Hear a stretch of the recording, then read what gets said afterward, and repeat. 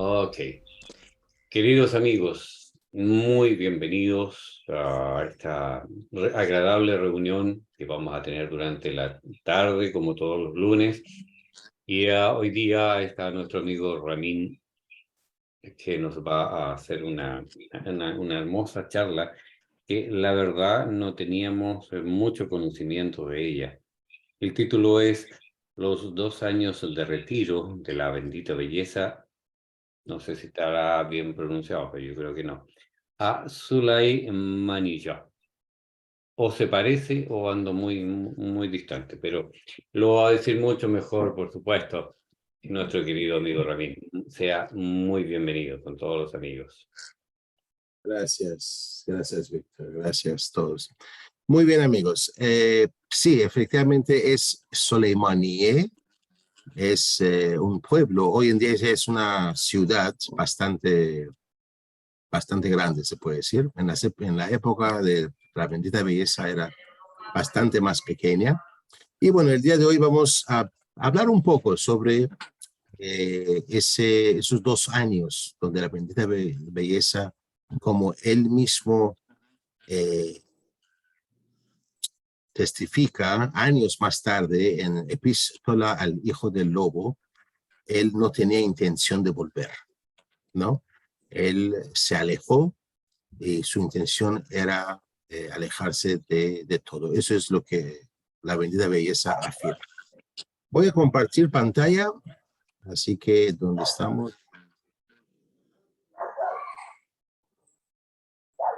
Sí, a ver. Sí, vamos a empezar. Tengo dos PowerPoint, así que voy a hacer acá el primero. Nada más quería mostrarles un mapa bastante detallado de 32 paradas que hizo la bendita belleza en su viaje desde Teherán, mejor dicho, exilio, ¿no? Exilio. Aquí estoy agrandándolo. Pueden ver mejor, ¿no? Perfecto. Sí, y como pueden ver, esas son 32 paradas que hizo la bendita belleza, que se conoce. Recordemos que esos son pueblos, algunos grandes, otros bastante pequeños, algunos ya a lo mejor ni existen, otros han crecido. El hecho es que el viaje o el exilio, el primer exilio, de ese de viaje que hicieron la familia sagrada desde Teherán hasta Bagdad, demoró, ahorita se me ha ido ¿no? Demoró bastante más que esto. Se conoce estos 32 paradas. Sin duda ha habido otras paradas entre pueblos, o sea, en el desierto, en la montaña, sin haber llegado a un pueblo, digamos, ¿no? Las ciudades más importantes, obviamente, aparte de Teherán y de Bagdad, que son el inicio y el término, está Qom, está Hamadan, Kermanshah y Karand.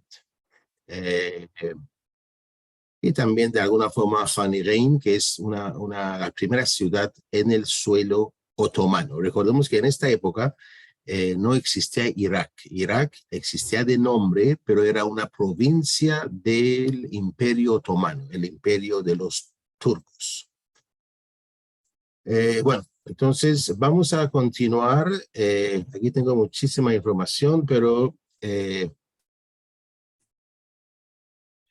viaje, ¿verdad? Nos vamos saltando hasta la 30, si no me equivoco. Sí. Quiero compartir con ustedes lo que dice acá. Querido Ramín, ¿te podemos interrumpir un segundo? Cuando quieran. Fíjate que el PowerPoint, bueno, ahora no se ve completo. Abajo hay un cuadro negro que evita que al menos en mi computador se lean las dos últimas líneas. Más ahí, el de arriba está desapareciendo, ¿no? Pues también hay un...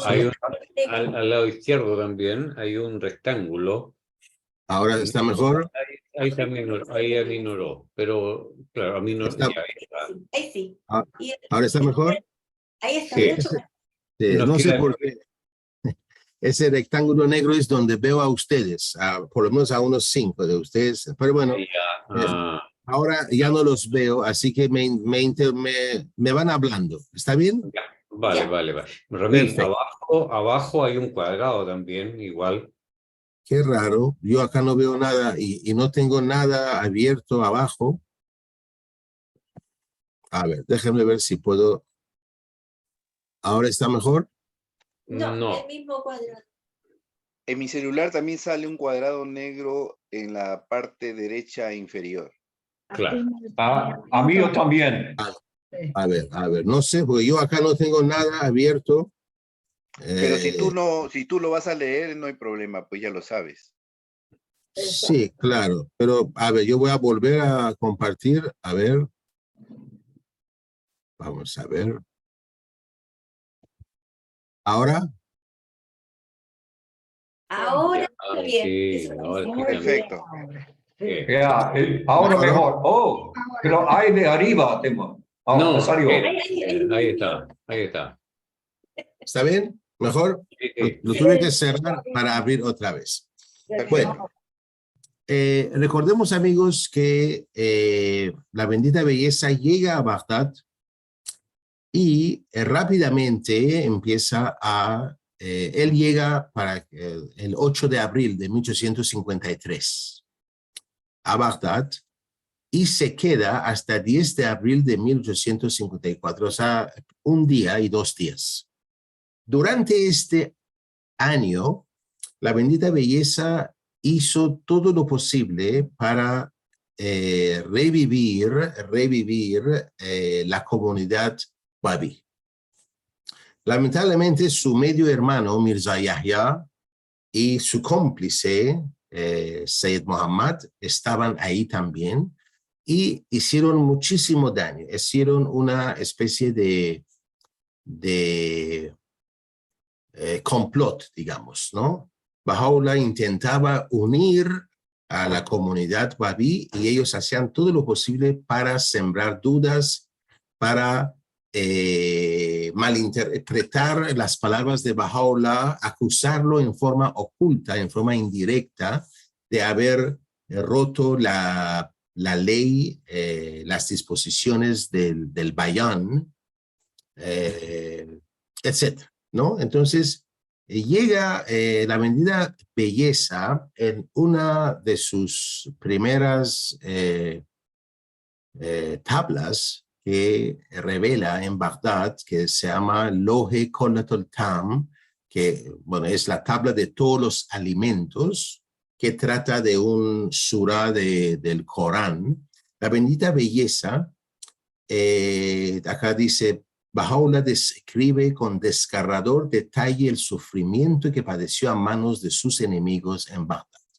Lamentablemente, recordemos que estos enemigos no eran enemigos externos, sino eran enemigos internos, personas que se hacían llamar babís, como su medio hermano Mirza Yahya, pero que obviamente hacían todo lo contrario. Y Baha'u'llah en esta tabla dice, por ejemplo, océanos de tristeza se han abatido sobre mí, una gota de la cual ningún alma podría soportar beber. Tal es mi dolor que mi alma ha estado a punto de separarse de mi cuerpo.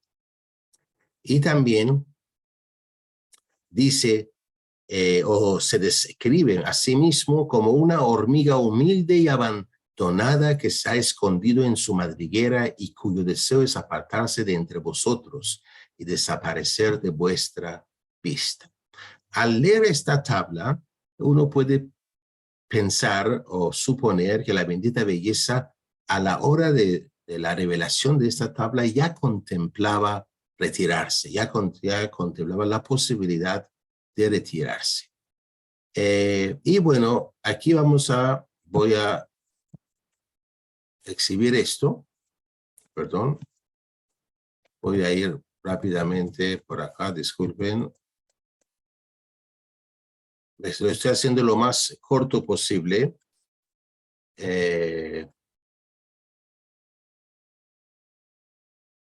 Muy bien. Seclusión y las manifestaciones de Dios. Estas es algunas fotos de lugares muy significativas. Si bien no son lugares exactos, pero como podemos leer acá, sabemos que a lo largo de los miles de años de historia religiosa, cada manifestación de Dios buscó de alguna forma un periodo de reclusión, un periodo donde se alejó. Por ejemplo, sabemos que Moisés se adentró en el desierto del Sinaí. Buda buscó las tierras salvajes de la India, donde no vivían animales nada más. Jesucristo recorrió el desierto de Judea. El profeta Muhammad se paseó por las soleadas colinas de Arabia Saudí y Baha'u'llah buscó la soledad de las montañas en el Kurdistán de Irak, ¿no? Y volvemos a estas fotos y aquí tengo la descripción para no equivocarme. Esas, una vez más, son fotografías muy aproximadas, no son lugares exactos, ¿no? Pero en el centro, esa la foto, la principal, esa del centro, vemos, disculpen, la montaña Sargalú. Sargalú es donde vivió Baha'u'llah durante, sabemos que durante el primer año de su retiro de 2 años, estuvo en esta montaña o en lugares muy próximos a ella. Esa montaña se encuentra cerca de Soleimaniye y se ha tomado esa foto desde la montaña Daban, ¿cierto? Por si acaso, eso son ya. Recordemos, no sé si alguno de ustedes ha leído o ha visto el libro sobre Baha'u'llah, la historia de Baha'u'llah por la mano de la causa del señor Feisí, ¿no? El señor Feisí, la mano de Dios, viajó personalmente a Soleimaniye y a esas montañas y documentó muchas cosas, ¿no? Y lo que aparece en su libro, que se llama El Sol de la Realidad, si no me equivoco, Baha'u'llah, ¿no? O algo así, me parece en español. Bueno, arriba a la izquierda, esa foto de aquí es una fotografía del desierto de Sinaí, donde más o menos demuestra dónde más o menos su santidad Moisés se retiró. Abajo a la izquierda es de Judea, en Judea, donde aproximadamente podemos ver el lugar donde también se retiró Jesucristo durante un tiempo. Y, disculpen, arriba a la derecha es el Parque Nacional de Bawal en India, donde más o menos estuvo recluido Buda. Y abajo a la derecha es una foto del desierto de Arabia que, digamos, simboliza el lugar donde se retiró Muhammad. Entonces, vamos a continuar aquí. La bendita belleza se hizo llamar Darwish Muhammad. Él se vistió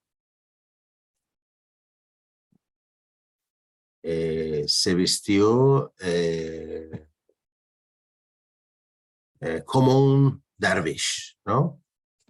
Aquí no está, ¿no? Aquí está. Y este es el famoso, digamos, no sé cuál es el nombre que le dicen en español, no sé si tiene un nombre, pero los Darwish son personas que viven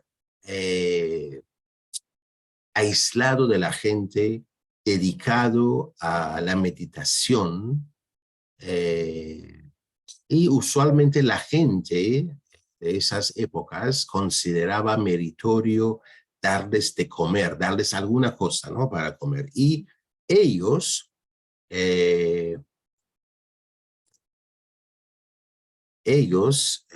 ¿cómo se llama?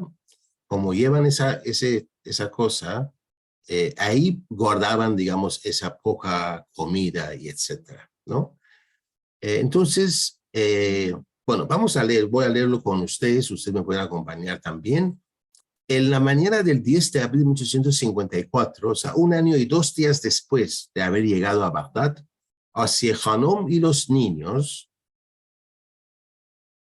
y otros compañeros y familiares, entre ellos obviamente hablamos de Mirza Musa, el hermano fiel de Baha'u'lláh, se despiertan y descubren que la bendita belleza no está. Baha'u'lláh iba acompañado de un asistente musulmán llamado Abul Qasim Hamadani, ¿cierto? Le había dado a ese Abul Qasim algo de dinero y le ordenó que actuara como comerciante.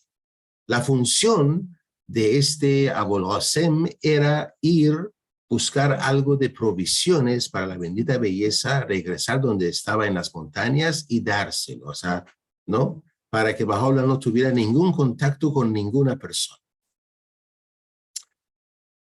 Entonces sabemos también que durante su estancia en Sargalú, esa montaña que hemos visto, Baha'u'lláh solía bajar de las cuevas a la ciudad de Soleimaniye para adquirir alimentos y provisiones.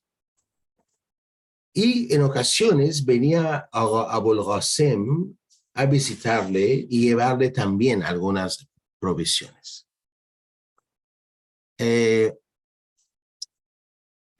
Baha'u'lláh había cambiado de nombre, se hacía llamar Darwish Muhammad. ¿Okay? La gente empezó a conocerlo como Darwish Muhammad. Soleimaniye está a cierta distancia importante de Bagdad, no está cerca, ¿no? No sé si después podemos ver un mapa para más o menos ver dónde está ubicado. Pero en algún momento al principio de la reclusión de Baha'u'lláh, Abul Qasim tuvo que dejar a la bendita belleza y viajar a través de la cercana frontera con Persia para obtener dinero y provisiones. Cuando regresaba, muy cerca a la frontera, es atacado y asesinado por salteadores de caminos o patrullas fronterizas. No se sabe, pero Abul Qasim muere, es asesinado. Es asesinado. Justo antes de morir, Abul Qasim dice su nombre, menciona su nombre, ¿cierto? Recordemos que su nombre completo era Abul Qasim Hamadani. Abul Qasim Hamadani. Y dice su nombre, dice que es originario de Hamadán, una ciudad persa, y que lo que llevaba consigo mismo había sido propiedad de Darwish Muhammad Irani. Darwish Muhammad, el nombre obviamente de la bendita belleza, y Irani significa sencillamente que de Irán, era un Darwish iraní, de Irán, digamos, ¿no? Y que lo que llevaba era de él, obviamente había sido ya asaltado, ya no lo tenía, y que ese Darwish Muhammad vivía en las tierras altas de Irak, kurdo. Sus últimas palabras, algún tiempo después, casi 2 años después, o año y pico después, se convierten en una noticia que llega hasta Bagdad y a los ojos de Abdul Baha y Mirza Musa. Ellos sabían que Abul Qasim era muy cercano a la bendita belleza, lo adoraba. Sabían que, bueno, Abul Qasim también había desaparecido junto con Baha'u'lláh, entonces se suponía que estaban juntos. Y después de tiempo, esa noticia de la muerte de este persa en la frontera, cerca a la de Persia, es publicado en un periódico. Y ese periódico es leído por Abdul Baha y Mirza Musa en una de sus visitas al consulado persa. Y es esa noticia lo que convence a Mirza Musa, el hermano de Baha'u'lláh, y Abdul Baha, que Darwish Muhammad no era otro que la bendita belleza, ¿no? Bien, Baha'u'llah entonces, tras la muerte de Abul Qasim, queda completamente solo por la vasta región de Irak, de Kurdistán de Irak, que está, como dice acá, a 260 kilómetros de Bagdad. Aquí están, en azul aparecen todas las fuentes. Yo debo agradecer, amigos, a la señora Zain, Violeta Zain, es una Bahá'í que vive en África, y ella es la que realmente ha preparado todo esto, esa información. Yo nada más lo he juntado, ¿no? Pero ella es la que merece, digamos, los méritos, digamos, tiene los méritos. Muy bien. Entonces, esta es una foto de estas montañas donde vivió Baha'u'llah. Baha'u'llah pasó el primer año de su retiro desde abril del 1854 hasta algún momento en 1855, no se sabe exactamente con cuándo, pero se supone que eran ya marzo, abril o mayo, viviendo en una montaña llamada Sargalú, que era tan remoto que tomaba 3 días de caminata para llegar hasta el pueblo más cercano. Y bueno, era visitado solamente 2 veces al año, perdón, por los aldeanos cercanos, digamos, en las épocas de siembra y cosecha, ¿no? Durante la estancia de la bendita belleza en Sargalú, Baha'u'llah vivía solo, especialmente ya que su sirviente de alguna forma había fallecido, ya nunca más regresó. Durante este tiempo vivía principalmente a base de arroz y leche, y probablemente obtenía haciendo de vez en cuando el viaje a un pueblo cercano, Soleimaniye, a unos 40 kilómetros de distancia, donde también aprovechaba para visitar un baño público. Entonces, ese primer año, amigos, la bendita belleza prácticamente vive solo con la naturaleza. No sé si ustedes alguna vez han escuchado de los kurdos. Sin duda han escuchado, pero los kurdos hasta el día de hoy son famosos por su carácter violento. Son muy rápidos para asesinar, ¿no? O sea, hasta ahora. Y, por ejemplo, el ejército iraquí, el ejército iraní también, e inclusive el ejército turco, tienen como batallones, o no sé exactamente cuál es la palabra militar, o pelotones, hechos de kurdos. Y esos pelotones son usualmente los primeros en ir al frente.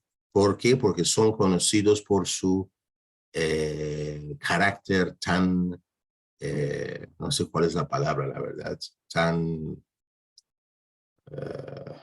bueno, los llaman que son buenos soldados, ¿no? Son buenos soldados. ¿Por qué? Porque son agresivos, ¿no? Entonces, esos habitantes de Kurdistán tienen su propia cultura y lengua, eran suníes, no eran chiíes, robustos, beligerantes, y aunque compartían frontera con Persia, mantenían una hostilidad secular hacia sus vecinos chiíes. Hasta el día de hoy es así, lamentablemente, ¿no? A quienes consideraban traidores al Islam. Baha'u'llah iba vestido burdamente como un dervish y no poseía más que una muda de ropa y su cuenco de limosna, kashkul. No sé si lo mencioné, pero en esa cosa metálica, esta es una foto del kashkul de la bendita belleza que usó durante este kashkul ahora se encuentra en el centro mundial, ¿no? Durante 2 años, los kurdos solo conocieron a Baha'u'llah como Darwish Muhammad. Como dijimos, Baha'u'llah estaba totalmente solo, vivía a veces en una cueva, a veces en una estructura rústica de piedra, ¿cierto? Donde esos campesinos que escasamente pasaban por ahí acudían para cuando el clima era muy inclemente, ¿no? Es poco difícil imaginarse, ¿no? Estar físicamente y totalmente solo, ¿no? Bahá'u'lláh años más tarde, en una tabla a su prima Mariam. Mariam es una prima de Bahá'u'lláh. Ahorita no me acuerdo si, pero era la esposa de uno de los medio hermanos de Bahá'u'lláh.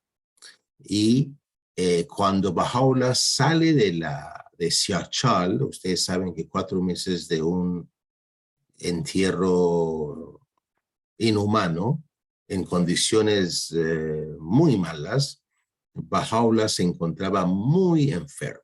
Ese medio hermano de Bahá'u'lláh era un médico. Y su esposa, Mariam, junto con Asir Khanom, la esposa de Bahá'u'lláh Nawab, son las que se encargan de cuidarlo para que más o menos esté, digamos, más o menos sano para su viaje, su destierro hacia Bagdad. Entonces, en una tabla que Bahá'u'lláh le revela después a su prima Mariam, el esposo de Mariam, su medio hermano de Bahá'u'lláh, era hostil hacia Bahá'u'lláh, hacia los bahá'ís, hacia los babís y los bahá'ís, y es más, siempre ocultaba o trataba de ocultar su parentesco con la bendita belleza, ¿no? Pero en cambio, su esposa, Mariam, era muy amada por la bendita belleza y ella también amaba muchísimo a su primo. En fin, en esa tabla, Bahá'u'lláh le cuenta a su prima: vagué por el desierto de la resignación, viajando de tal manera que en mi destierro todos los ojos lloraban doloridos por mí y todas las cosas creadas derramaban lágrimas de sangre a causa de mi angustia. Las aves del cielo fueron mis compañeras y las bestias del campo mis asociadas. También en otra parte, en el Kitab-e-Iqan, por ejemplo, dice: llovían lágrimas de angustia y en mi corazón sangrante surgía un océano de dolor agonizante. Muchas noches no tuve alimento para sustentarme y muchos días mi cuerpo no encontró descanso. Solo comulgué con mi espíritu, ajeno al mundo y a todo lo que hay en él.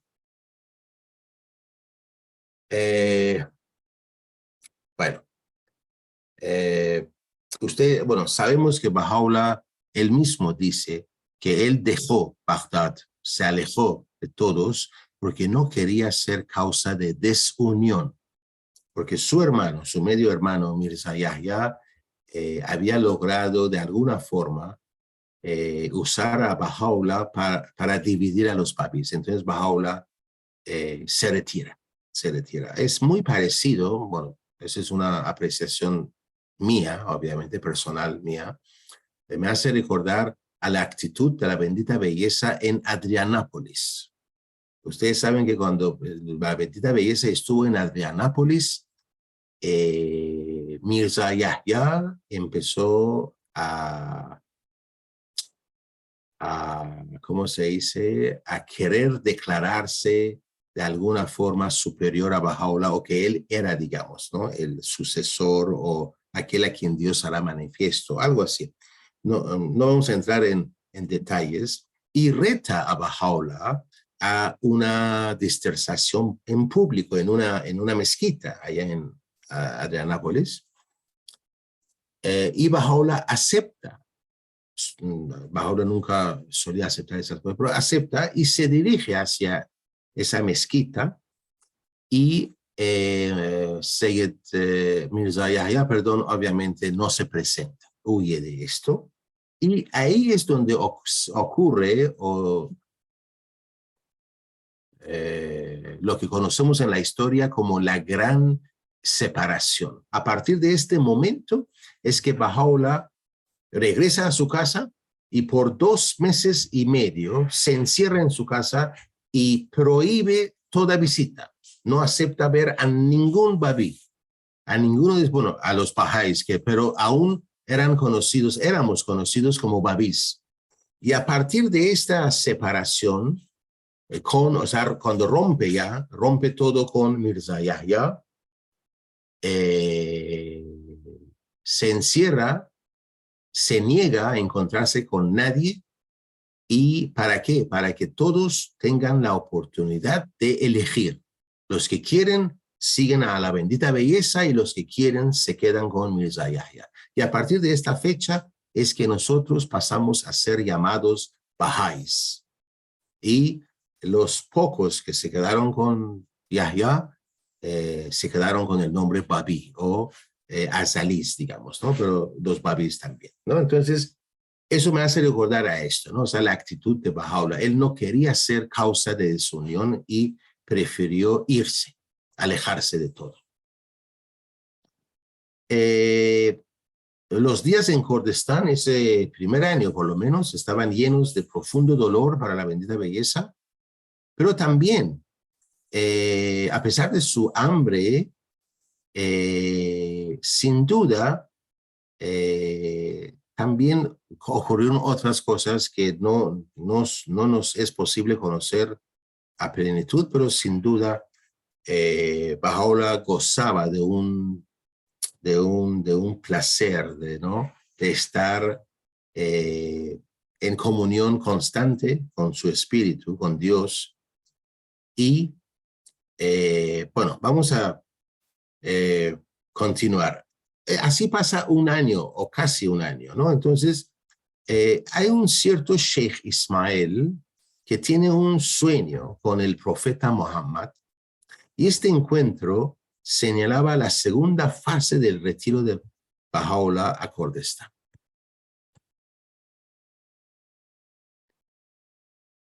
La fama de Darwish Muhammad empieza a extenderse. Amigos, este es una hoja de caligrafía, la práctica que hacía el Bab antes de que cumpliera los 10 años, ¿no? Esto es nada más ahí para...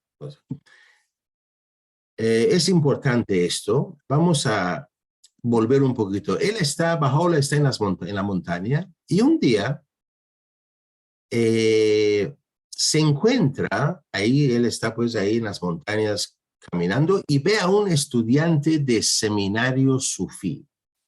Recordemos que los kurdos son muy místicos y hay como 3 órdenes sufís por esta zona.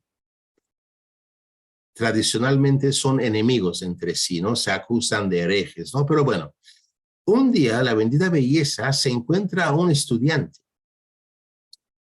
y que estaba sentado ahí junto al camino y que lloraba amargamente. Entonces Baha'u'lláh se le acerca y dice, ¿qué pasa? ¿Por qué estás llorando?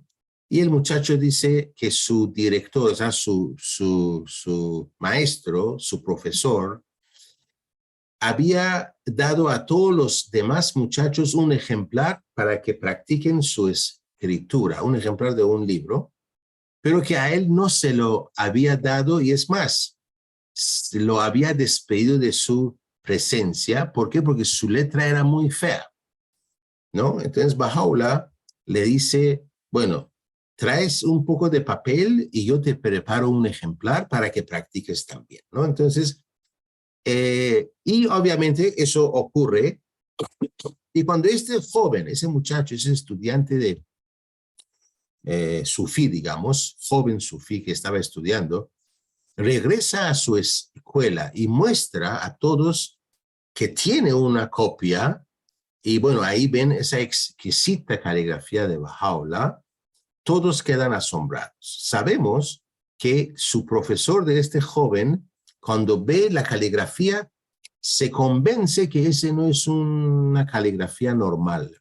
Él se da cuenta que ese es un una caligrafía de los nobles, ¿no? O sea, a lo que los nobles aprendían, digamos, ¿no? Y, bueno, obviamente, esa noticia se esparce como fuego muy rápidamente por todo Soleimani, y esa extraordinaria caligrafía despierta tanto admiración y también curiosidad en todos los habitantes, digamos.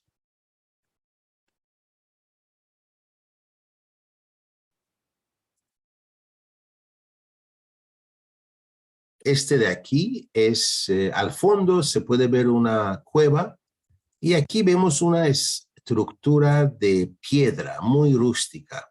Esa foto se ha tomado hasta hace algunas décadas.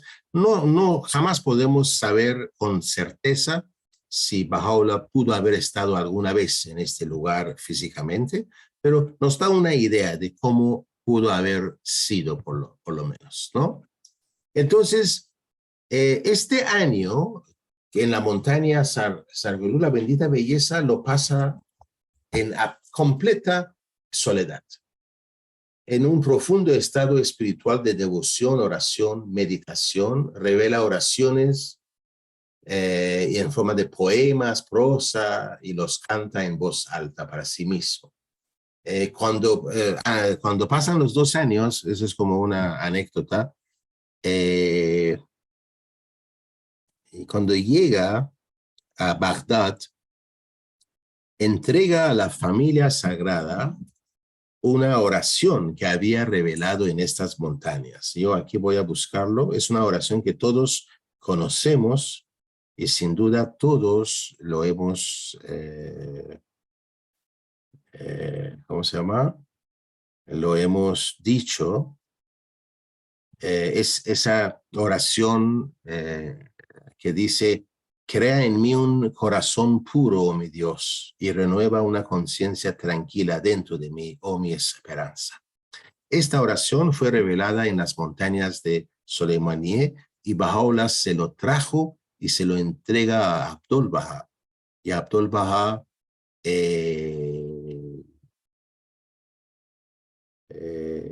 dice esa oración llorando, ¿cómo se dice? Llorando inconsolablemente, digamos, ¿no? Bueno, cuando quieran me interrumpen, ¿no? Por favor. Entonces,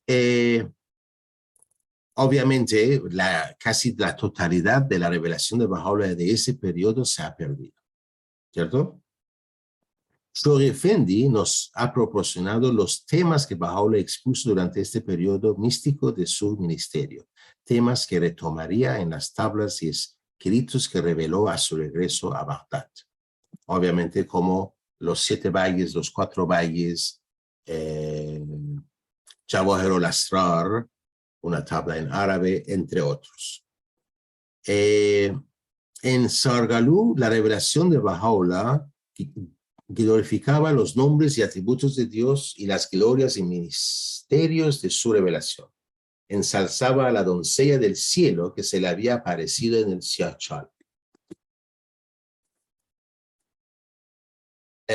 También recordó, eso es lo que dice Shoghi Effendi, ¿no? Recordó también la tragedia, el dolor y el sufrimiento de los profetas elegidos y manifestaciones de Dios, desde Moisés, Jesús, el imam Hossein y el profeta Muhammad, preparándose para las pruebas que habría de soportar en el mismo camino y exponiendo su soledad actual y sus pruebas pasadas y futuras. Baha'u'lláh lamentó en sus escritos en esta época la ceguera de esta generación, la traición de sus amigos y la perversidad de sus enemigos, jurando su determinación de levantarse y ofrecer su vida por la causa, y expuso las cualidades y atributos esenciales de todo buscador sincero de la verdad, tema que volvería a tratar en las palabras ocultas y los 7 valles. Eso es lo que leemos en Dios pasa, por la pluma de Shoghi Effendi. Este es un mapa. Bagdad está aquí.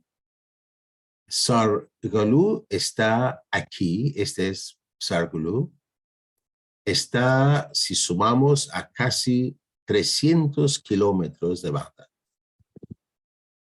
¿no? Recuerden que estamos hablando de una época que no había autos, buses, medios de transporte.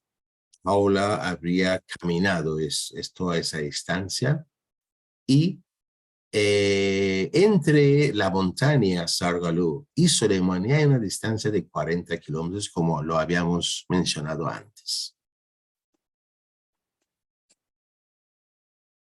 Entonces, Baha'u'llah está en esa montaña Sargalú y volvemos a Sheikh Ismail. Sheikh Ismail de Soleimani. Sheikh Ismail, por si acaso, era el líder de uno de los órdenes sufís de Soleimani. Él una noche tiene un sueño con el profeta Muhammad, donde le ordena que busque a Baha'u'llah y que le lleve comida. Obviamente no es mencionada la palabra Baha'u'llah, nada más, ¿no? En el sueño dice que anda a buscar a alguien, sin duda a un Darwish, y llévale comida. Entonces, Sheikh Ismail vivía en Soleimani, pues tenía propiedades en los alrededores de la montaña Sargalú. Era el líder del orden Jalidiyye, ¿no? Una rama de la orden sufí Naqshbandiyye del suní islam. Eso o sea, no son como sectas, entre comillas, más o menos, ¿no? Entonces, Sheikh Ismail va y llega a encontrar a Darwish Muhammad, ¿no?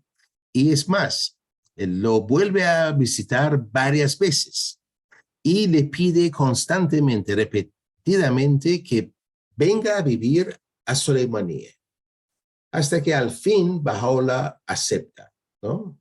Consciente, y así pone fin a la primera fase de su reclusión en Kurdistán, y así comienza en la segunda fase, que es un retorno progresivo a la sociedad. Entonces, el primer año está totalmente solo, completamente solo, pero después, por la insistencia de este Sheikh Ismail, Baha'u'llah acepta y se traslada a Soleimani. Como ya habíamos dicho, en estos días, Soleimani era un pueblo que más o menos, dice acá, había 500 casas pequeñas, y sus habitantes eran kurdos pobres y nómadas, construida sobre la base de una árida cordillera que se elevaba sobre ella. Soleimani era azotada por constantes vientos cálidos en los meses de verano.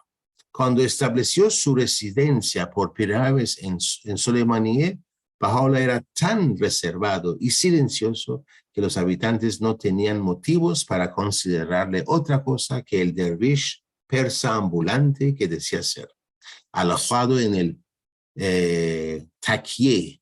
¿Qué es un taquié? Taquié, como dice acá, taquié es en el idioma sufí, en el idioma de los musulmanes.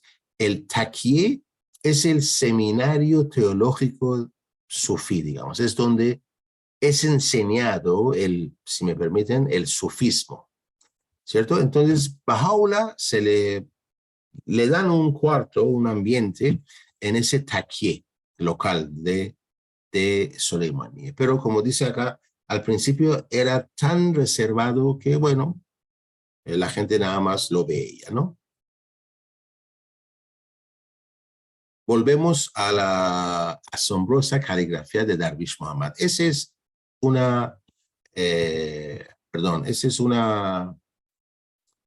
ejemplo, disculpen, ese es un ejemplo, no sé si aquí lo pueden ver mejor.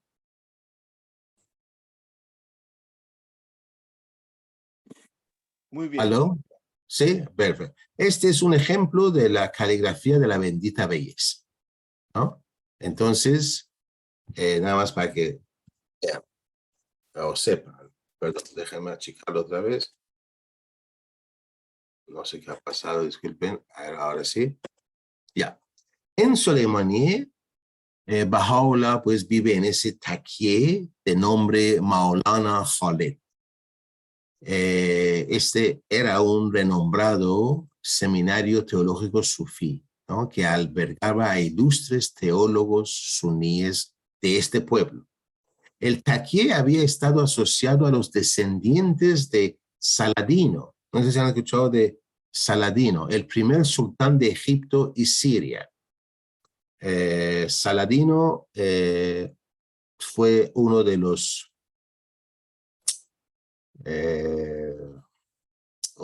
sultanes que llegó durante las guerras, ¿cómo se llama?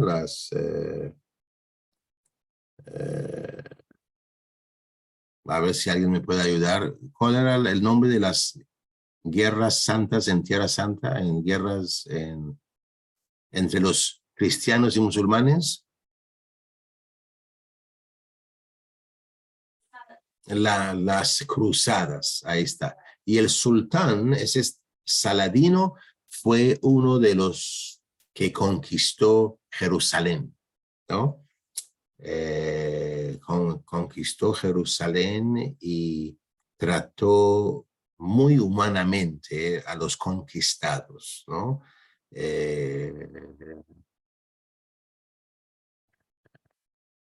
En fin, es muy interesante, ¿no? Lo que hizo ese sultán musulmán, ¿no? Cuando conquistó Jerusalén, conservó la iglesia.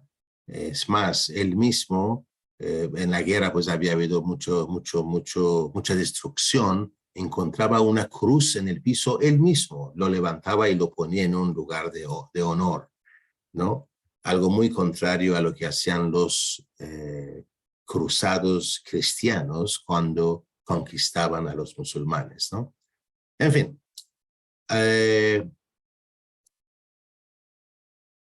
Entonces, este sufí tenía obviamente, tenía muchas propiedades, ¿no? Ese Maulana Khaled, ¿cierto? Maulana Khaled era un anciano, no veo mi cursor, bueno, ¿no? Maulana Khaled era en la primera línea, era pues, tenía mucho dinero, digamos, mucha riqueza, entre comillas, ¿no? En esta época, ¿no? Entonces, poco después de la llegada de Baha'u'llah a Soleimaniye, vienen algunos, como una delegación, ¿no? Viene Sheikh Ismail, el que lo había ido a buscar por este sueño que había tenido con el profeta Muhammad, y con algunos de los más brillantes y distinguidos doctores y estudiantes del seminario. Van a visitar a Baha'u'llah por otra pieza de caligrafía que él había escrito, ¿no? Y encuentran a Baha'u'llah muy dispuesto a responder a sus preguntas. O sea, si le hacían una pregunta especial, ustedes saben que los sufís estudian los pasajes más oscuros del Corán, ¿no? Entonces, y bueno, encuentran que Baha'u'llah está más que dispuesto a responder. Y a lo largo de varias entrevistas le piden que exponga pasajes oscuros de los 37 volúmenes de Fothate Makkiyye. Ese libro, esas obras, son conocidas como las revelaciones de la Meca por el célebre Ibn al-Arabi. No sé si han escuchado de Ibn al-Arabi. Ibn al-Arabi vivió en el siglo XII, más 11-12 más o menos, y es considerado uno de los grandes, si no el más grande sufí que haya existido, ¿no? Es tan famoso como Rumi, ¿no? Por ejemplo, que es un estudioso, erudito, sufí persa. Ibn al-Arabi, muy famoso, muy famoso. Entonces le piden a Baha'u'llah que exponga, pues, ¿no? Sobre estos pasajes oscuros. Lo que obviamente Baha'u'llah hace. Esa es una foto bastante moderna de ese lugar, de esa escuela, ese seminario donde Baha'u'lláh vivió casi por un año. Entonces, obviamente, Baha'u'lláh nunca había leído, había visto ese Futhatul Makiyyeh. Entonces, Baha'u'lláh les dice, Dios es mi testigo de que nunca he visto el libro al que os referís. Considero, sin embargo, por el poder de Dios, que todo lo que deseáis que haga es fácil de realizar. Cada día se leía en voz alta a Baha'u'lláh una página de esta obra. Y después Baha'u'lláh respondía a sus preguntas. Los eruditos reunidos quedaron asombrados. Baha'u'lláh no se limitaba a aclarar oscuros pasajes místicos, sino que interpretaba la mente de Ibn al-Arabi, exponía su doctrina y explicaba su intención. En ocasiones, Baha'u'lláh cuestionaba la validez de algunos de los argumentos de Ibn al-Arabi, replanteándolos con pruebas que convencían por completo a su docta audiencia. Los eruditos estaban tan embelesados, asombrados por la profundidad de la perspicacia de Baha'u'lláh y la amplitud de su comprensión, que le pidieron que hiciera algo que nadie había hecho antes. Antes de continuar, amigos, recordemos, no quiero entrar mucho en detalles, ya el tiempo nos va a ganar también, pero lo que quería mostrarles era que la estadía de Baha'u'lláh en Soleimaniye hace posible que la fama de Baha'u'lláh crezca de una forma más allá de toda imaginación. De ahí es que cuando él ya regresa en Bagdad, sigue recibiendo visita de estos sufís, de esos doctores eruditos sufís, y es en respuesta a sus peticiones que es revelado, por ejemplo, los 7 valles, los 4 valles, ¿no? Y es por la visita de estos sufís que venían todo el camino de Soleimaniye a visitar, a buscar a Darwish Muhammad en Bagdad, que cuando la bendita belleza regresa, al poco tiempo, la gente empieza a ver que hay esa continua visita de los sufís kurdos, que por naturaleza y por conocimiento público no les agradaba juntarse con los chiíes. Y recordemos que en Bagdad había muchos persas y casi todos los persas son chiíes. Y les asombraba que por qué buscaban a Baha'u'lláh. Y eso hace que empiecen ellos también a empezar a buscar. Es algo así como está pasando ahora. Hace poco vi una noticia en internet. Voy a cortar esto un instante, si me permiten. Un ratito voy a cortar esto, a contarles algo. Vi un ayatollah de Irán que aparentemente está hablando sobre una cita de la bendita belleza y dice algo así como que Baha'u'lláh ha dicho que si los bahá'ís no enseñan su palabra, las piedras van a levantarse a enseñar su palabra, ¿no? Entonces, y ese ayatollah dice algo así que como miren lo que está pasando, ¿no? Lo que efectivamente, ¿no? Está pasando esto. ¿Por qué? Porque ve pues que hay bahá'ís en todas partes del mundo. En lo que, bueno, yo pienso obviamente que las piedras no son otros que son esos enemigos de la fe. Los enemigos de la fe, por ejemplo, en Irán, atacan y piensan que van a destruir, pero lo que están haciendo es despertar la curiosidad de personas que tienen la mente abierta y dicen, oye, ¿por qué están haciendo eso a los bahá'ís? Entonces empiezan a investigar y terminan enamorándose de la fe, ¿no? Entonces, es así, es una forma mística en que funciona ese tipo de cosas, ¿no? Entonces, esos sacerdotes de Bagdad que solían despreciar a los babís, ven que cómo es posible que Baha'u'lláh atraiga a tantos sufís de diferentes órdenes. que históricamente nunca se juntan, ¿no? Y ellos empiezan también a ir y, bueno, obviamente caen cautivos ante el poder, ¿no? Ese magnetismo, obviamente, propio de una manifestación. Bien, entonces, quedan como 40 minutos, me parece.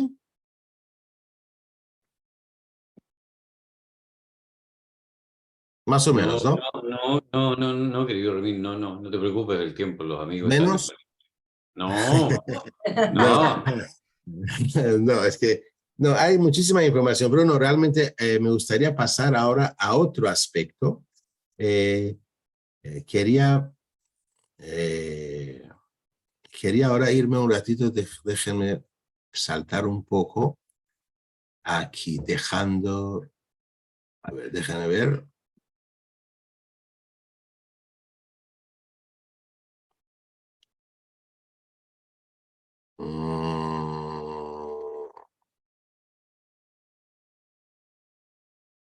Bueno, voy a compartir con ustedes esto ahorita un ratito para después pasar a lo otro. Aquí está, ya empezamos a hablar de que Baha'u'lláh ya se acerca cuando deja Kurdistán y vuelve.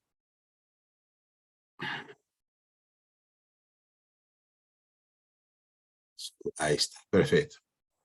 Entonces, Baha'u'lláh y los 3 líderes sufís, ¿no? Como dije, le piden que haga una exposición, ¿no? Sobre Asideh Barguillé, ¿no? Y Baha'u'lláh lo hace, ¿no? Baha'u'lláh lo hace y esto asombra de tal forma a los lugareños, a los sufís. Recordemos que estamos hablando de sufís, que son gente muy conocedor del Corán, muy estudiosa, ¿no? Entonces, para que ellos se queden asombrados es porque la obra debe haber sido extraordinaria, ¿no? Entonces, tras esa hazaña, su fama se extiende por toda la región y Baha'u'lláh despierta el interés de todos los musulmanes eruditos de la zona, ulamás, los sheikhs y príncipes que estaban en Soleimaniye y en Kirkuk, otro pueblo cercano, empiezan a asistir a seminarios, ¿cierto?, para seguir las actividades de Baha'u'lláh y se convierte en el centro, digamos, de conocimiento e iluminación. Entonces, día tras día aparece para responder con claridad las preguntas que le hacen, ¿no? Entonces, ese pueblo de Kurdistán queda tan magnetizado por su amor a la bendita belleza que los líderes regionales sufí, Sheikh Osman, que era del orden Naqshbandiye sufí, ¿cierto? Sheikh Abdurrahman era el otro líder de la orden Qodreye sufí, que tenía no menos de 100,000 fieles, y fue en respuesta a ese Abdurrahman, ¿cierto?, a una pregunta, a una petición de él, que fue revelado ¿cómo se llama? Los 4 valles. Y Sheikh Ismail, que había buscado a Baha'u'lláh en Sardulo. Entonces, estas cosas, ahora vamos a ir un poco, el legado, bueno, eso más que nada no voy a leer, voy a contarles que cuando el señor Feisi, la mano de la causa, perdón, Baliusi, Feisi, es otro mano, Baliusi visita Soleimaniye, se encuentra con no una, sino varias familias que hasta el día de hoy tienen documentos revelados por la bendita belleza.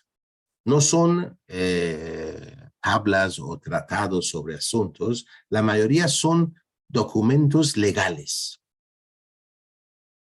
Baha'u'lláh les ayudaba a esos lugareños a hacer documentos legales especialmente para una herencia o ese tipo de cosas. Y hasta el día de hoy, esas familias todavía tienen estos documentos en su poder, en Soleimaniye. Y es más, el señor Baliusi, Bana de la Cosa Hossein Baliusi, había ofrecido adquirir uno de estos documentos, y un hombre le dice al señor Baliusi que se negaría a desprenderse de este documento inclusive por $1 millón de libras. $1 millón de libras, bueno, hoy en día vale poco más de digamos, $1 millón de dólares. Pero en esa época, estamos hablando de hace varias décadas, la libra era equivalente a más de $2. Entonces estamos hablando de $2 millones de dólares, ¿no? Algo así o más. Y que esa persona, ese hombre, dice que no lo puede vender porque está seguro que si lo vende, las bendiciones divinas serían retiradas de su familia. Así de, aún hasta el día de hoy, aprecian estos documentos que Baha'u'lláh les dejó, digamos, ¿no? Bueno, vamos a ir, yo no quiero entrar mucho en detalles, hay bastante información sobre esto, pero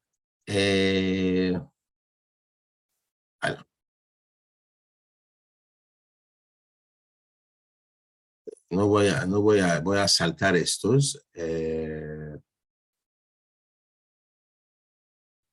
Aquí es importante, por ejemplo, Baha'u'lláh también llama a este capítulo de su vida, su reclusión, como el testimonio más poderoso y la prueba más perfecta y concluyente de la verdad de su revelación, ¿no? En una tabla también a su prima Maryam. Abdul Baha, hablando del poder espiritual en ese mismo periodo de la vida de Baha'u'lláh, ha dicho que en poco tiempo Kurdistán fue magnetizado con su amor, ¿no? Y Abdul Baha continúa diciendo, durante este periodo Baha'u'lláh vivió en la pobreza. Sus vestidos eran los de los pobres y necesitados. Su comida era la de los indigentes y humildes. Una atmósfera de majestad le envolvía como el sol al mediodía. En todas partes era muy venerado y amado. Y según Shoy Effendi, el amado guardián, Kurdistán era el lugar donde Baha'u'lláh, la suprema representación de Dios, había sentado las bases de su futura grandeza. Para el pueblo de Soleimaniye, Sargalú pasó a ser considerado un lugar santo, ¿no? ¿Por qué? Porque Darwish Muhammad había estado ahí. Ahora llegamos a ese artículo en un periódico. ¿Ok? Esa es una foto antigua de Bagdad. Finales de 1855, la fama de Darwish Muhammad se había extendido hasta Bagdad, 300 kilómetros más o menos al sur, donde se informaba de un dervish profundamente venerado en Kurdistán que poseía una grandeza innata y un conocimiento sobrehumano. Entonces, ya la familia de Baha'u'lláh había escuchado sobre Darwish Muhammad, pero aún, bueno, no tenía la certeza. Y dos, no tenía los medios, ¿no? Para mandar a alguien que lo buscara. Recordemos que Baha'u'lláh, cuando deja Bagdad, había dejado indicaciones para que su familia atendiera a su hermano Mirza Yahya. Esto obviamente nos dice dos cosas, a mí me dice dos cosas. Uno, que la manifestación de Dios siempre está dispuesto a perdonar y siempre está dispuesto a dar la oportunidad, ¿no? A que uno pudiese encontrar el camino. En ese caso, Mirza Yahya pudiese darse cuenta de su error. Pero a la vez,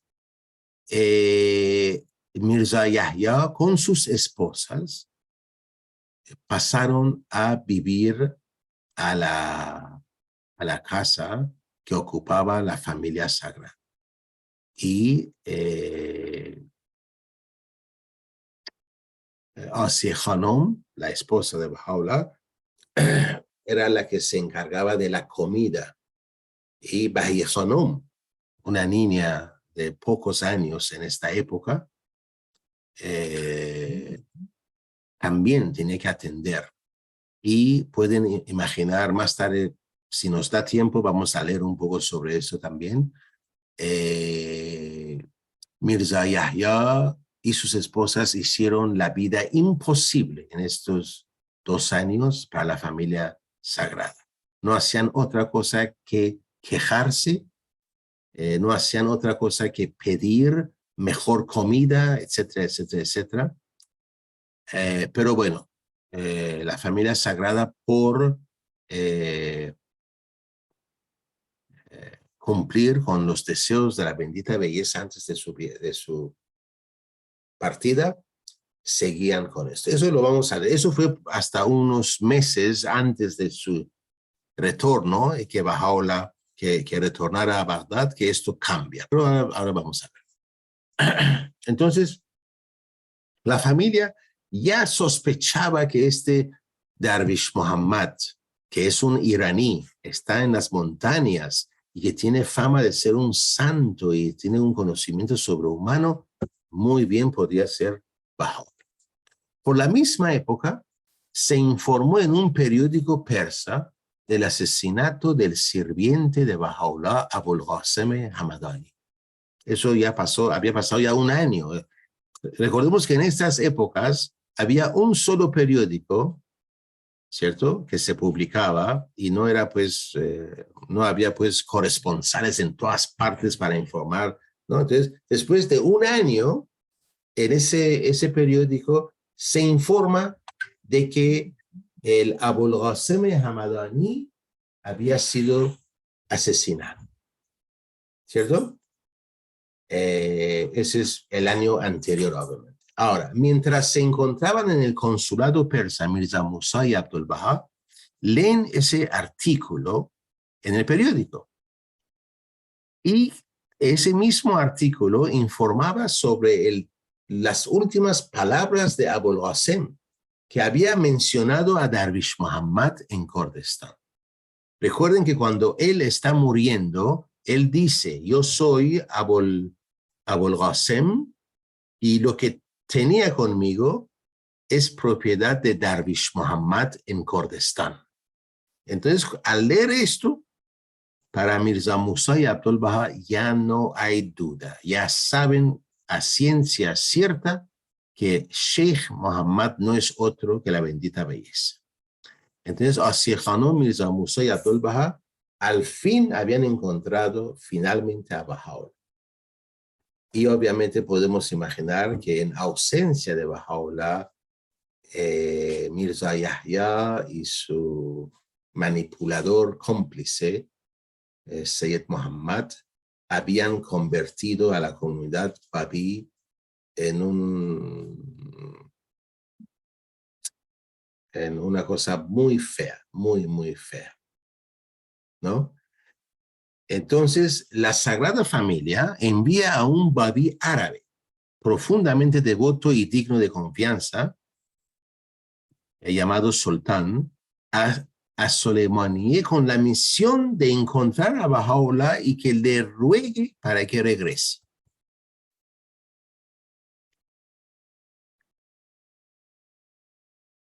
Sheikh Sultán llega a Soleimani a finales de 1855 y principios de 1856. Esa es una foto casi 20 años después de la época que la bendita belleza se encontraba en ¿cómo se llama? Se encontró en Soleimani, pero nos puede dar una idea de la forma en que los hombres se vestían, los hombres kurdos se vestían, ¿no? En la época de Baha'u'llah. Bien, ese Sheikh Sultán Karbalai era un descendiente de algunos ulama más eminentes de Karbala. Había sido un discípulo y amigo íntimo de Sayyid Qasem. Había conocido al Bab en Shiraz y había sido convertido a la fe babí por Tahiré. Este Sheikh Sultan y su ayudante Javad el-Hassab, leñador, viajaron de Bagdad a Kurdistán durante 2 meses antes de encontrar a Baha'u'llah en Soleimaniye. Su misión era convencer a Baha'u'llah de que regresara a Bagdad y entregar cartas y mensajes de los creyentes, rogándole también que volviera. Cuando Sheikh Sultan llega a Soleimaniye, sabía que si iba abiertamente a decir, he venido a llevar ¿cómo se llama? A Darwish Muhammad, sin duda lo hubieran matado los kurdos. Recordemos de la fama que tienen hasta el día de hoy los kurdos, ¿no? Son rápidos con la daga, ¿no? Rápidos, ¿no? Matan sin pensar, ¿no? Entonces, se encontraba en una situación delicada.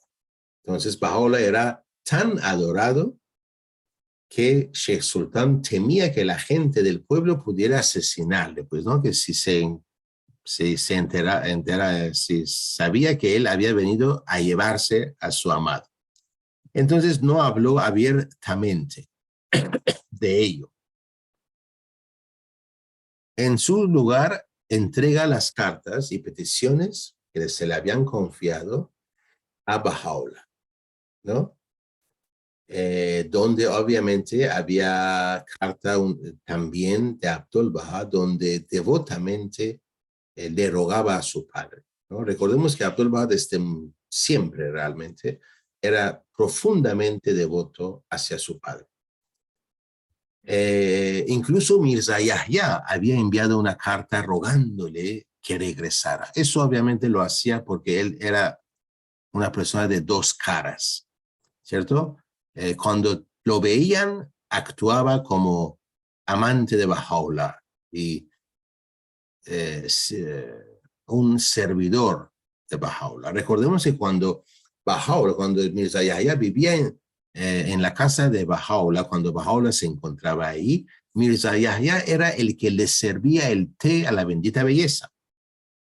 Pero eso solamente lo hacía cuando Baha'u'llah estaba. Cuando Baha'u'llah no estaba, se cambiaba totalmente y hablaba, digamos, ¿no? Hablaba y decía cosas y hacía cosas, etcétera, ¿no? Entonces, bueno, vamos a continuar. Al fin, Baha'u'llah accede para regresar a Bagdad. Ese es un dibujo, más o menos, que se ha hecho, donde representa más o menos el sol en Bagdad, que representa a Baha'u'llah, que iluminaba, y la oscuridad, por otro lado, liderado por Mirza Yahya y sus cómplices, que intentaban acabar con esa luz. Entonces, bueno, sabemos que Baha'u'llah después, al inicio no acepta, no quiere regresar, pero Sheikh Sultan y Javad tanto le insisten y al fin inclusive le dicen, bueno, entonces si usted no regresa, nosotros nos vamos a quedar. Y en poco tiempo vendrán otros babís a hacer exactamente lo mismo, porque todos queremos estar con usted. Entonces Baha'u'llah al fin acepta dar, digamos, por terminado su reclusión y regresar a Bagdad. Sabemos, acá esa parte me parece que es importante leerlo, ¿no? Cuando Baha'u'llah había abandonado Bagdad, lo había hecho para evitar ser la causa de más discordia y desunión en la comunidad.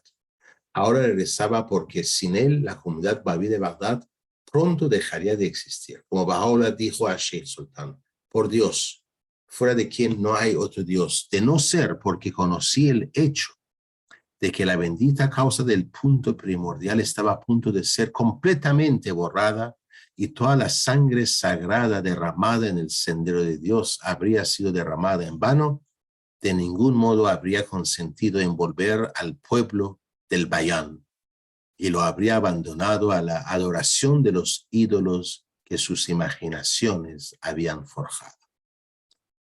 Recordemos, amigos, que el pueblo del Bayán no son más, o sea, son los babís, y como leemos en los libros de señor Taherzadeh, de una forma muy hermosa, el señor Taherzadeh recalca el hecho de que si bien Baha'u'lláh es la manifestación suprema y que viene para toda la humanidad, pero su primer interés de Baha'u'lláh son los babís, son los pueblos del Bayán. En la misma forma que la causa de la cristiandad, por ejemplo, sin duda fue una causa para el mundo, pero Jesucristo se ocupó de los judíos. ¿Por qué? Porque venía a cumplir las promesas judaicas. Igual hizo el Bab con Muhammad y también lo hacía Baha'u'lláh con el Bab. ¿Por qué? Porque era en primer lugar el prometido del Bab y después obviamente el prometido de los otros, ¿no? Entonces, por eso él dice que si no hubiera sido en consideración a esto, hubiera dejado que los babís perezcan, digamos, ¿no? Adorando sus ídolos. En el Kitab-e-Iqan, Baha'u'lláh nos da una idea de las poderosas fuerzas espirituales que guiaron su decisión de poner fin a su reclusión. De la fuente mística llegó la llamada que nos ordenaba regresar a donde habíamos venido. Entregando nuestra voluntad a la suya, nos sometimos a su mandato. Eso es lo que leemos en el Kitab-e-Iqan, el libro de la certeza. Bueno, obviamente, bueno, esa es una foto de las cercanías de Soleimani.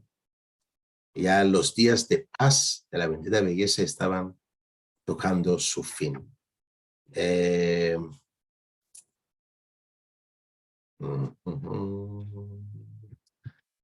Bueno, vamos en Dios pasa, leemos, por ejemplo, que Baha'u'lláh les decía cuando están regresando, lo hacen en etapas lentas y fáciles. Eso quiere decir, como dijo antes, no había un bus. Oiga, quiero un pasaje para Santiago. Entonces agarro el bus y el bus me lleva, pues, ¿no? Me hace paradas de repente en algunos lugares, ¿no?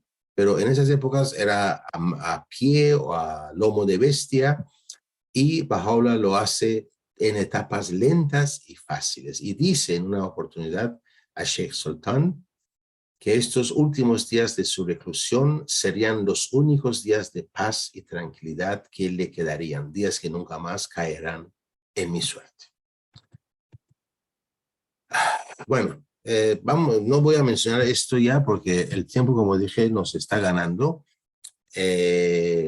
Yahya hizo muchísimo daño. Algunas cosas lo podemos mencionar, pero la situación de los babís había tocado fondo realmente. En ese tiempo que Baha'u'lláh estaba lejos, 25 babís se habían declarado el prometido predicho por el Bab. No uno, no dos, no cinco, sino 25, ¿no? Los babís eran tan humillados que la gente ya no los quería ni ver, ¿no? Y en Bagdad se había convertido en el peor ofensa decir a alguien que era babí, ¿no? Entonces, ahora, esa parte me gustaría, es algo que poco hemos conocido, ¿no? De la familia sagrada durante estos días sin Baha'u'lláh, ¿no? Volvemos un poco atrás. En la mañana del 10 de abril de 1854, Asir Sonom y los niños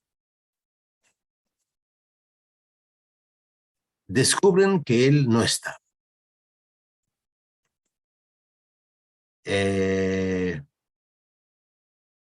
Bueno, obviamente estaban aterrados, muy tristes.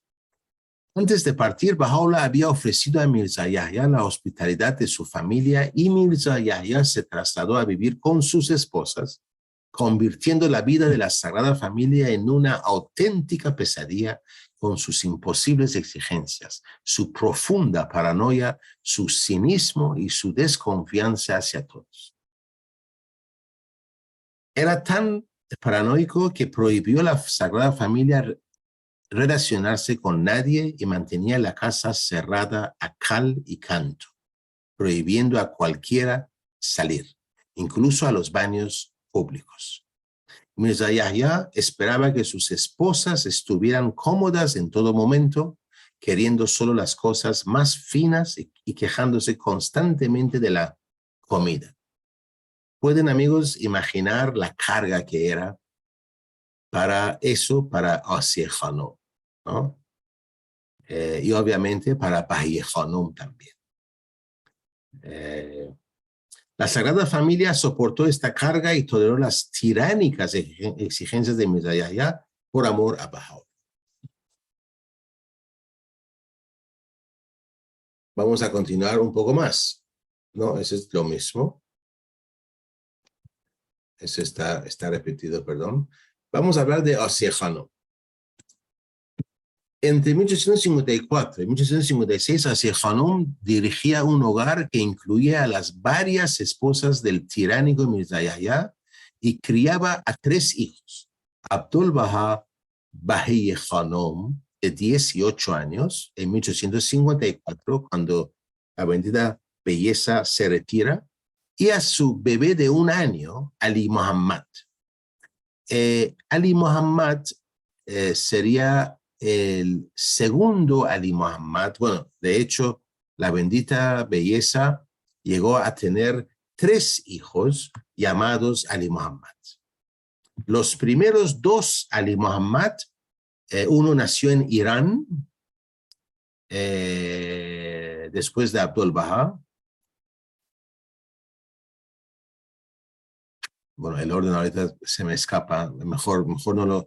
Nació en Irán, pero que falleció a la edad de casi 6 o 7 años. Y en Bagdad, cuando viaja la Sagrada Familia hacia Bagdad, Asiye Khanum se encontraba encinta y después de llegar a Bagdad da a luz y le ponen el nombre de Ali Muhammad también. Este niño fallece a los 2 años más o menos, cuando Baha'u'llah no se encontraba.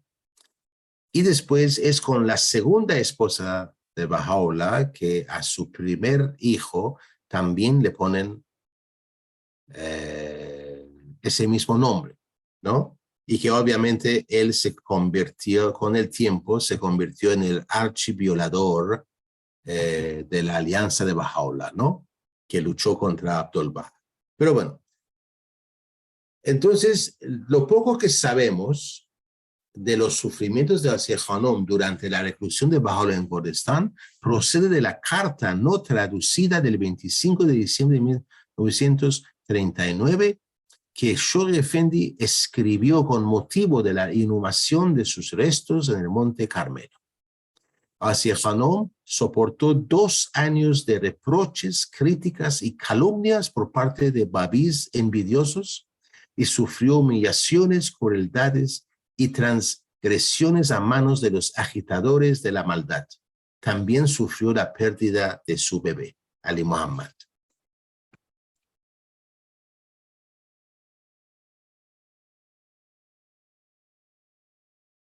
La muerte de Ali Muhammad, ¿no?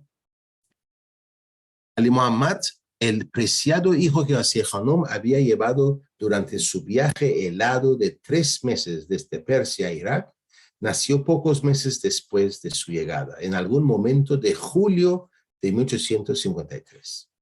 En algún momento entre 1854 y 1856, mientras Baha'u'llah se encontraba en Soleimaniye, Ali Muhammad enfermó gravemente.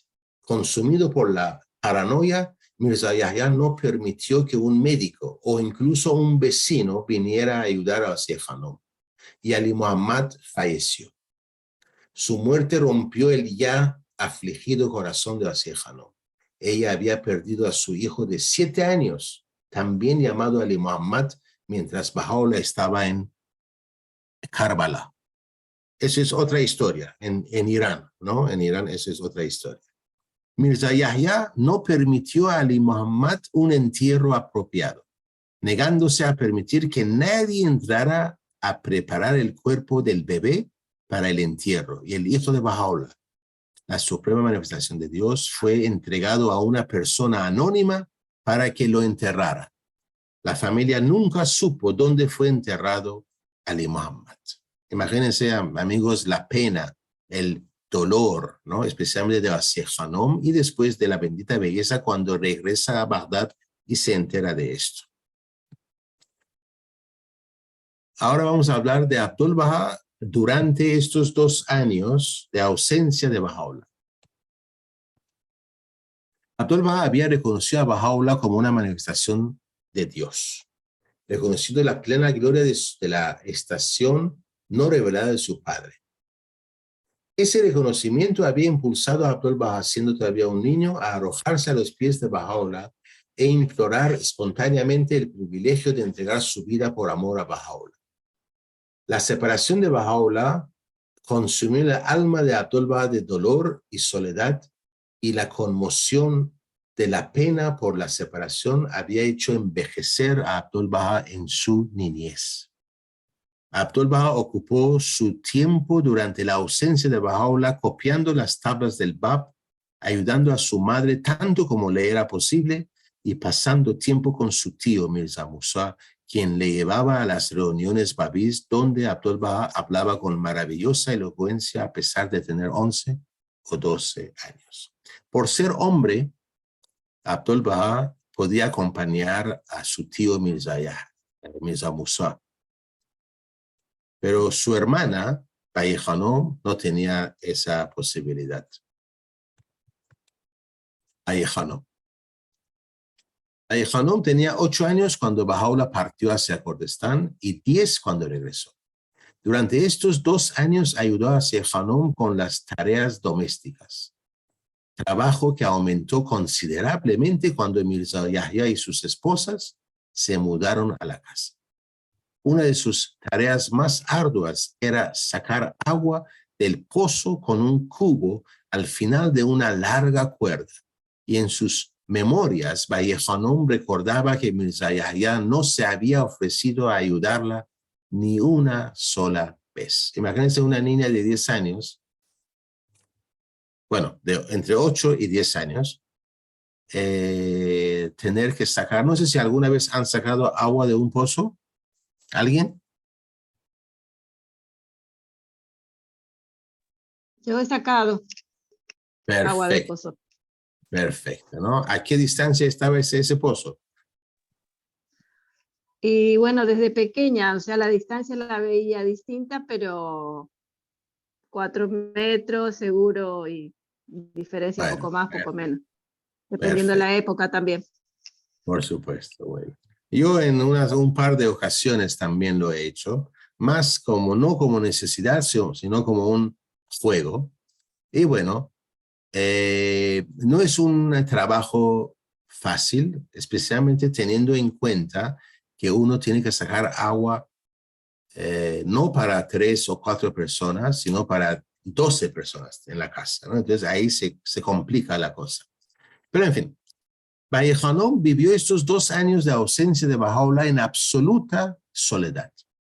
A Abdul Baha, como muchacho, se le permitía salir de casa con Mirza Musa, pero ella era una niña y no tenía las mismas libertades. 2 niñas de su edad vivían al lado, pero Mirza Yahya prohibió a Bayi Khanum jugar con ellas o invitarlas a entrar y jugar con ella, por lo que solo podía observarlas desde su casa, o sea, desde la ventana de su casa las veía jugando. Mi batería está muriendo. Un ratito, por favor, antes de que se muera.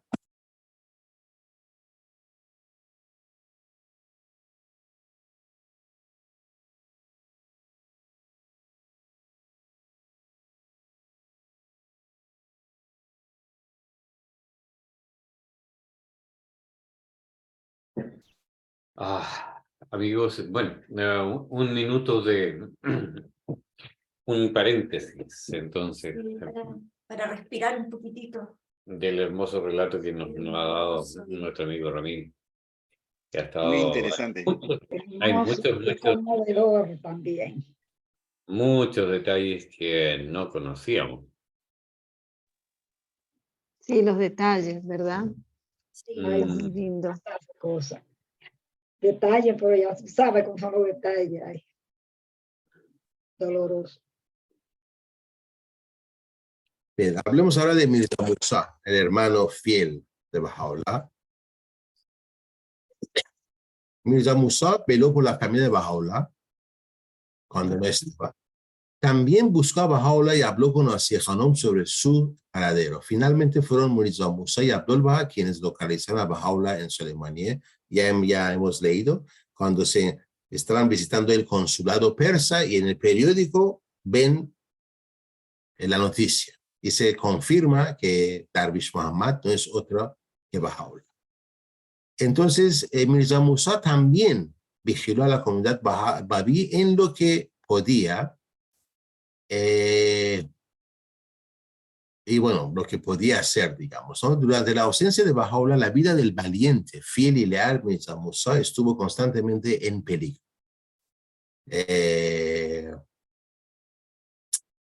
¿No? Vivió al borde de un abismo cada día, peor que el siguiente, pero Mirza Musa no tuvo miedo y soportó todas sus pruebas.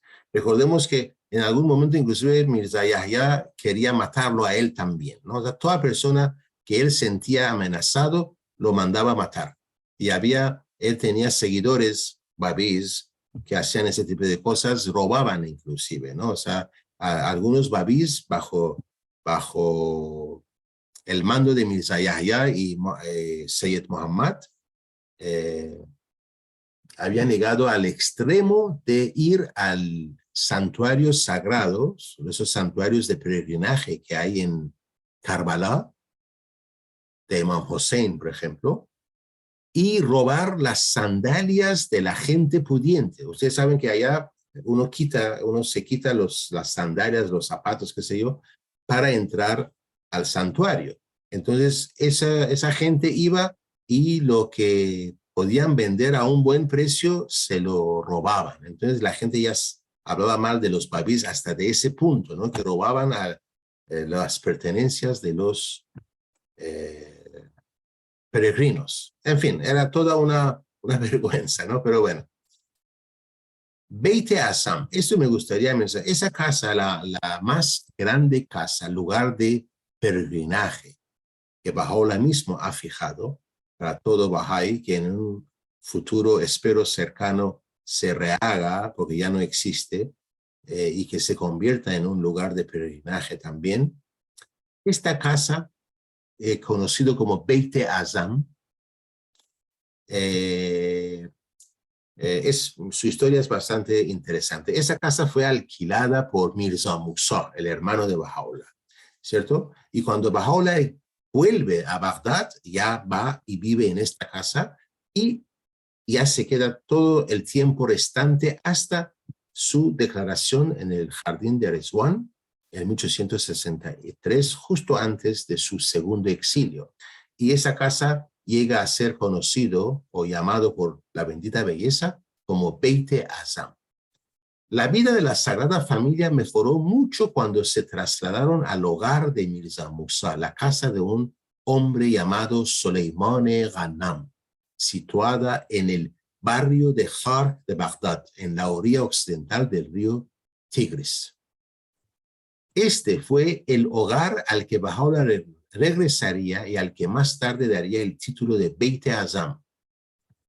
Por suerte de la Sagrada Familia, Mirza Yahya estaba tan aterrorizado de ser descubierto en una casa más grande que se mudó a una pequeña casa detrás de la de ellos con sus esposas. Entonces ya no vivía en la casa con la Sagrada Familia y Asiya Khanom y Baye Khanom se liberaron del tío y las tías malvadas, los malvados. En fin, entonces la vida volvió a ser mucho más calmada. Estaban ellos nada más y bueno, Entonces ahora sí podían, como dice acá, respirar con cierto alivio, ¿no?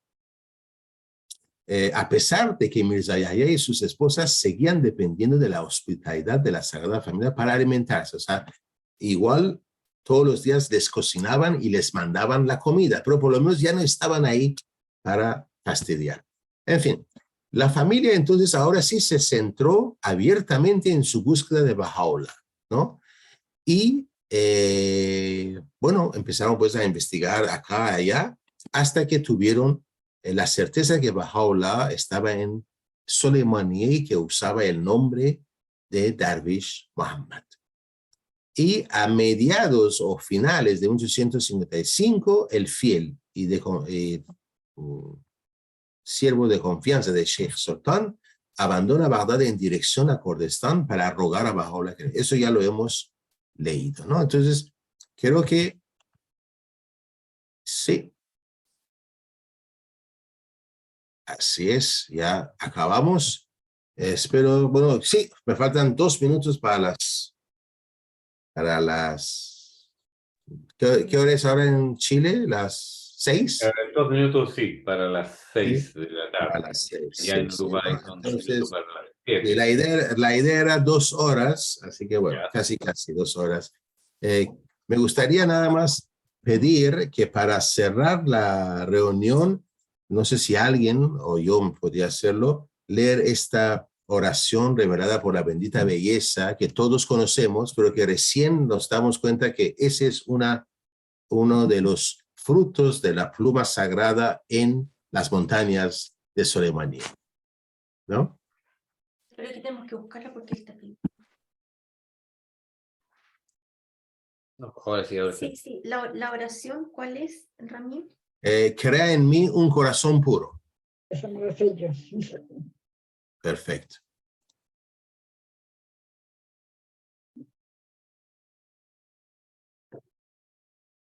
Eso no entendí.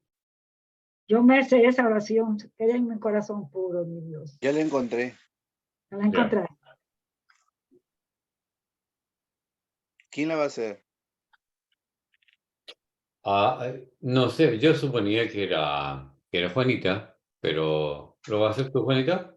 Sí, pues yo me la Ya, sé también de memoria. por favor. Gracias. Crea en mí un corazón puro, oh mi Dios, y renueva una conciencia tranquila dentro de mí. Y por medio del Espíritu del poder, revélame tu causa. Haz que tu eterna melodía me inspire en tranquilidad. Que la riqueza de tu antiguo semblante me libre de todo excepto de ti, oh mi maestro. Y que la nueva, ¿cómo es que la nueva incorruptible esencia me traiga en alegría? Oh tú que eres lo más manifiesto de lo más manifiesto y lo más oculto de lo más oculto.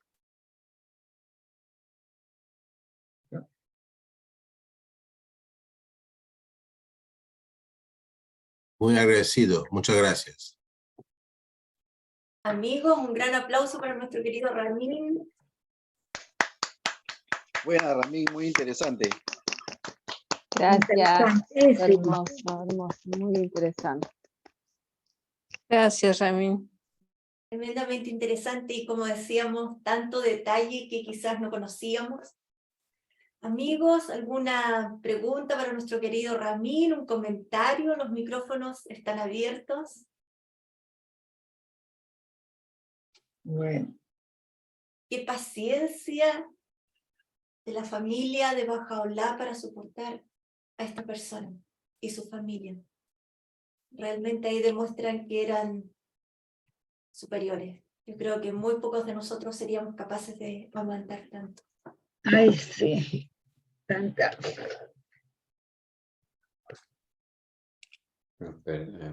Se da cuenta de que Baha'u'lláh dijo, ¿no? Que ninguno de los profetas habían sufrido tanto como él. Y después de tu cuento, nos hace cuenta que también su familia sufrió mucho, ¿no? Así que debía ser es una bendición tan grande ser familia de una suprema manifestación de Dios, pero con esa bendición había venido mucho sufrimiento. Sí. Ok. Así es. Estaba pensando en la hermana de Abdul Bahá sacando agua de ese pozo. Ella era tan finita, tan delgadita. ¿Cómo lo hacía?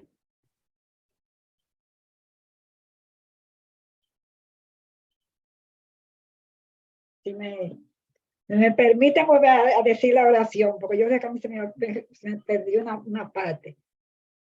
Yo no sé si ustedes quieren. Volver a decir la oración. Crea en mí un corazón puro, oh mi Dios, y renueva una conciencia tranquila dentro de mí, oh mi esperanza. Y por medio del Espíritu del poder, confírmame en tu causa, oh mi bien amado. Y por la luz de tu gloria, revélame tu camino, oh tú, que eres el objeto de mi deseo. Mediante la fuerza de tu trascendente poder, elévame hasta el cielo de tu santidad, oh fuente de mi ser. Y por la brisa de tu eternidad, alégrame.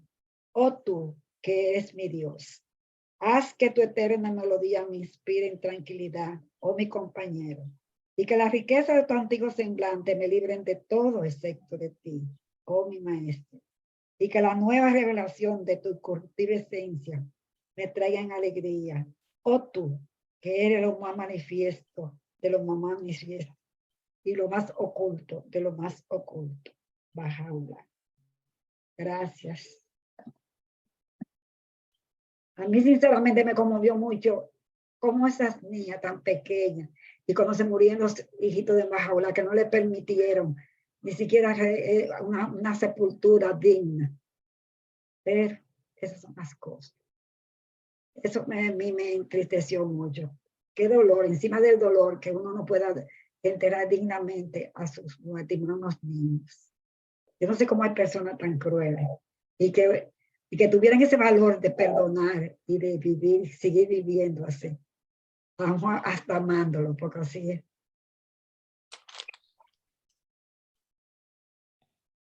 No sé dónde leí o dónde encontré esto, quizás Ramín sabe, que es una ley que alrededor de una luz hay una oscuridad.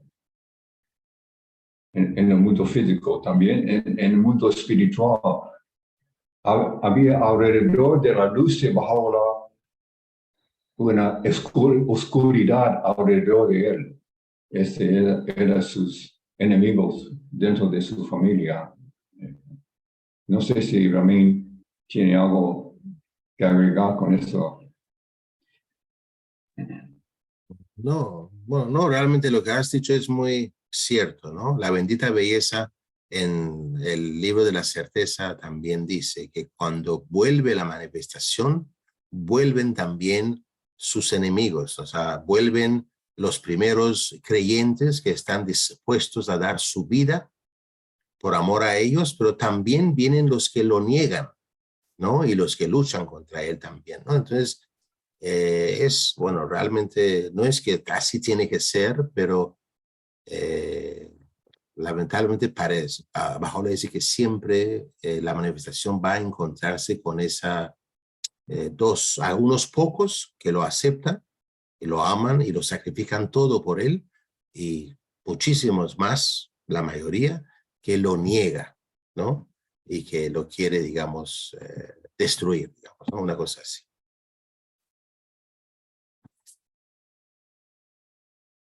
Bueno, les cuento que el día 29, ¿no? Hoy estamos el día 29 de abril, o sea, el 9º día de Rizwan, nacieron mis 2 nietos, bueno, una nieta y un nieto de mi segunda hija, acá en Uruguay. Y hoy ha nacido otra nieta más de mi hija mayor en Perú. Así que de 2 nietos, ahora son 5 nietos.